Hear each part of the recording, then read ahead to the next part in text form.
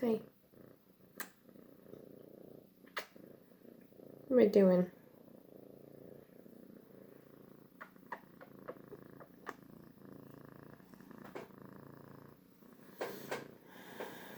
Okay, fun fact. I have crippling freaking anxiety.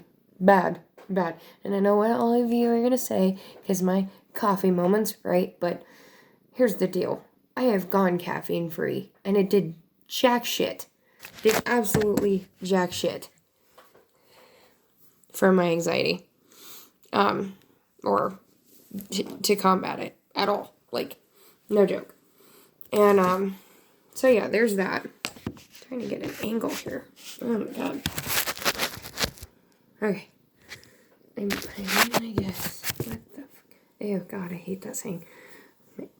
My ex-best friend used to say that all the time, and that is traumatic for me. He gets eye boogies. Hey. Little girl.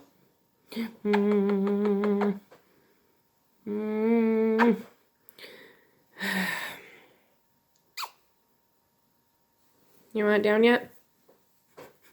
She's always up in my biz, so thought I'd get up in hers.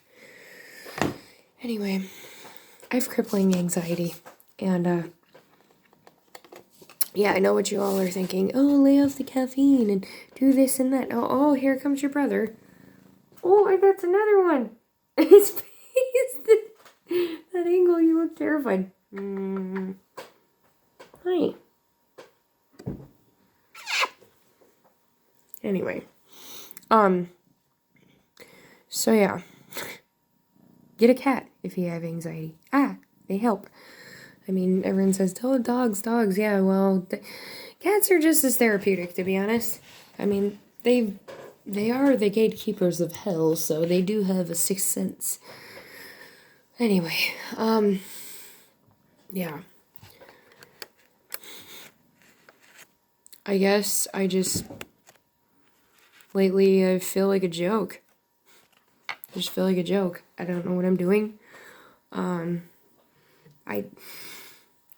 I've just been dealing with this voice that tells me I'm stupid for posting videos, and I'm fat, I'm worthless, I'm not doing anything with my life, and I think I've just absorbed so much of people telling me I'm faking being disabled, and it's all in your head. You don't really have that bad of chronic pain.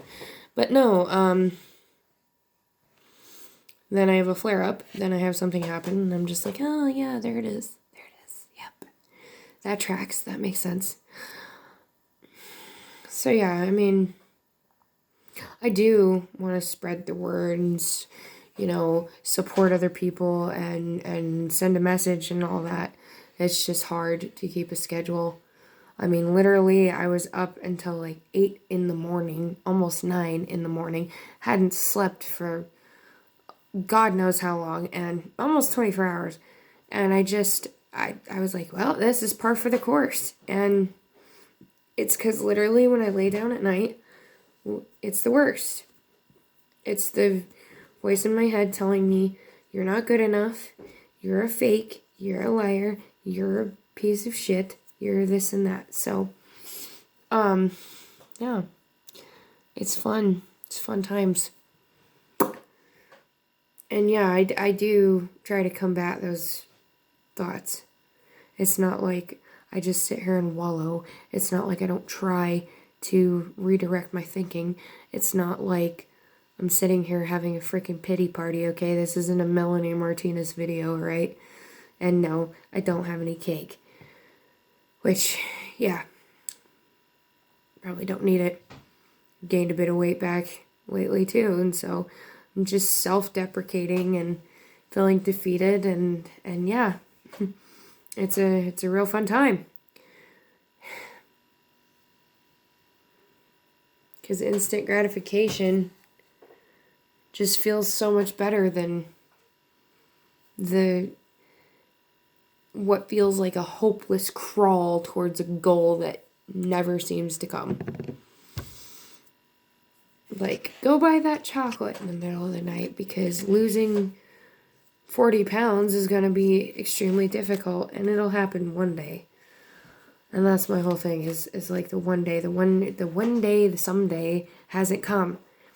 And that's really depressing, and that's what I'm dealing with. And I've talked with other people, and I feel like this is pretty common, especially when you're chronically ill or you have just something happen to you in your life repeatedly. And it's not necessarily due to, you know, lack of trying or laziness or failure or any of those things. It's not necessarily due to any of those factors. And what are you getting into? Hey, can we not? Hold up. Hey, can we not do the bag right now? It's loud. Thank you. You can have the fish, but not the bag. Hey, you can have this back when I'm done. Cats are like obsessed with my cold bag. The reusable cold bag. They're obsessed with the noise it makes, and they're obsessed with the noise, and they roll around and get inside of it. I don't know how it even ended up on the floor, but I digress on that. Yeah, that's the deal here. I'm having a hard time, and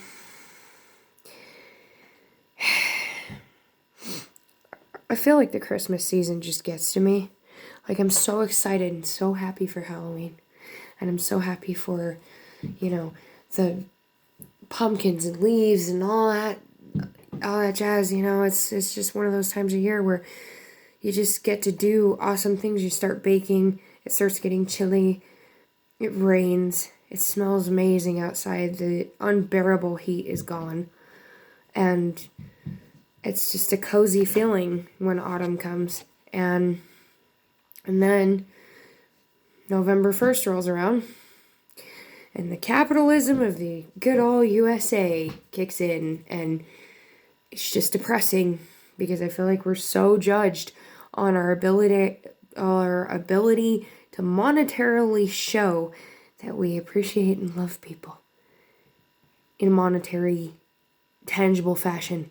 And for me, I like to hand make Christmas cards, and I like to, you know, paint people things and make things that are one of a kind, even if it's like paper flowers or jewelry or something of that nature. And it's just not appreciated as much as like a video game or a CD or some stupid oh excuse me, some stupid you know, even a dollar store trinket. It's just because you paid for it. Like, really? I paid for the materials. You know, I paid for the paint. I paid for my brushes. I paid for it with my time. And honestly, every painting and every drawing I do is one of a kind. Even if it's used from reference, it's still something I made. Therefore, it didn't exist before. And so, you know, because as much as we try to copy things, unless we're directly tracing, I feel like there's a touch of the individual in whatever they do. So, you know, I mean, anyway, I don't know. It's a depressing time, and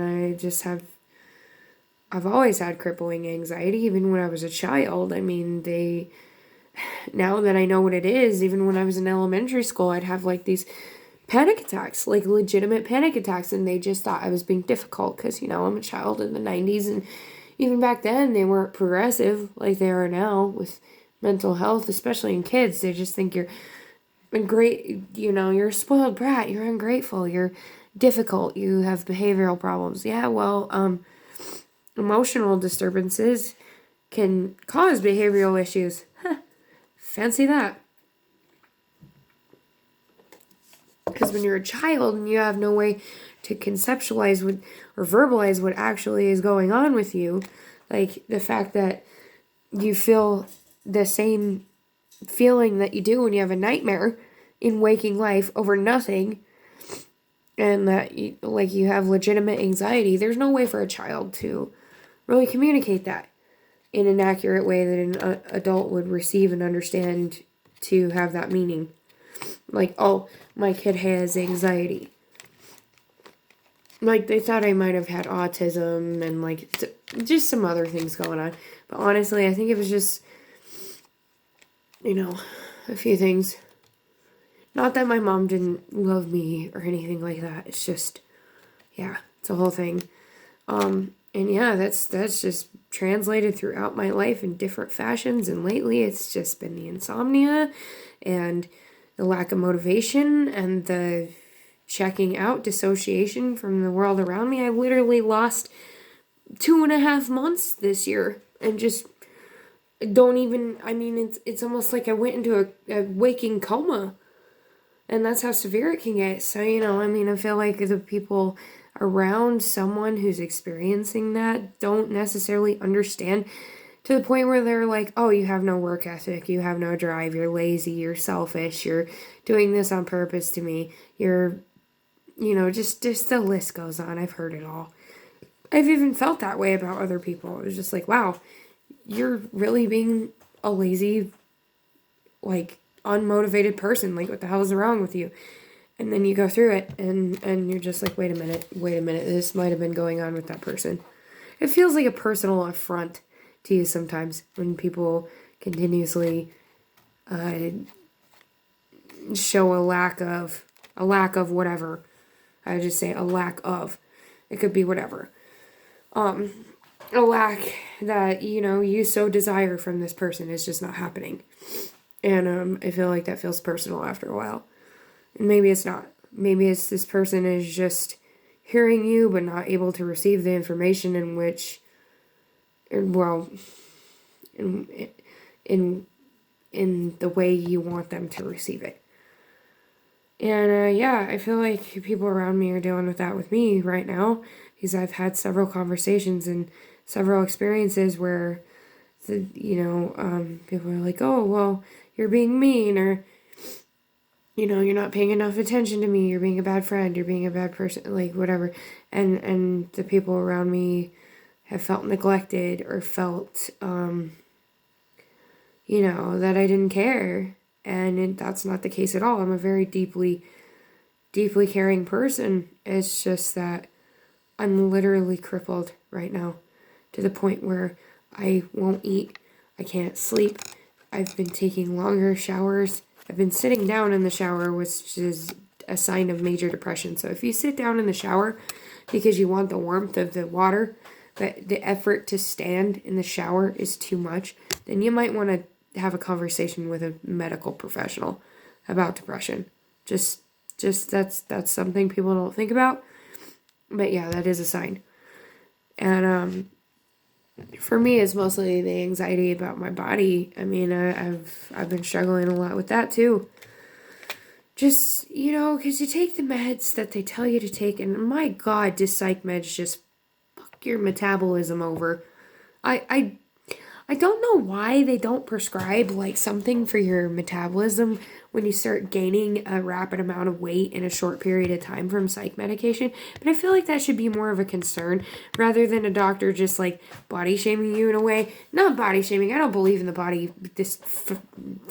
I don't want to call it the fat acceptance movement because people will come for me. But genuinely, if you don't give a shit about your health and you think it's just you're predestined to be that way, then that's that you do you, boo-boo. You know, and Becky's don't come for me. Karen's don't come for me. All right? Just be kind in the comments. I'm saying this because I know, like, I'm 5'9" and 200 pounds. Like, I'm about 40 pounds overweight. 45 pounds overweight. So, you know, whatever. I know from experience. So, don't come for me.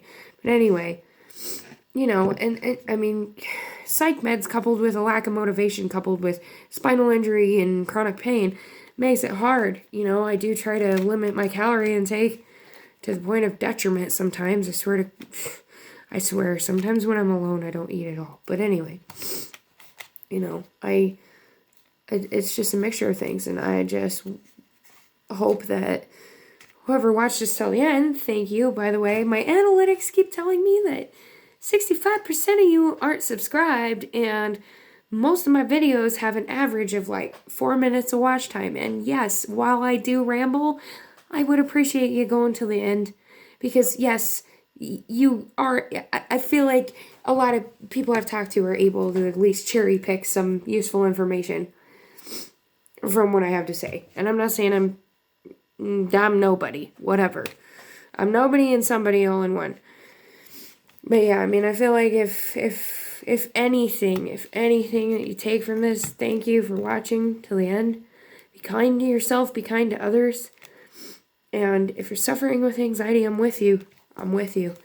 And maybe send this to a person that needs to hear it. But genuinely, it's not a choice. It's not something that we want. It's not something that we can just good. And medication's only 25% of it. It's life restructuring. It's figuring out what is going on in your life that is causing this massive amount of anxiety. What is going on, with yourself, and just trying to proceed from there. It's a freaking process and it never ends. And for people who don't understand, just don't go to somebody and ask what they need. Just talk. I guess, I don't know. Just say, hey, talk to me, and then be silent. And maybe that person isn't looking for input. Maybe they just want somebody that's close to them in their personal life that's not paid to listen to them, like a therapist. Maybe they want their mom or their partner or their friend, or they just want you to listen. And just, that's it. Be there alongside somebody. You can't fix it. There's no fixing to be done. It's just a process. It's a journey. So if you need to send this to somebody who needs to understand more, the sleeping, the personal hygiene, the personal care, the lack of attention to other things around somebody, it's not personal. All right. Anyway, I love you guys, and I'll catch you in the next one.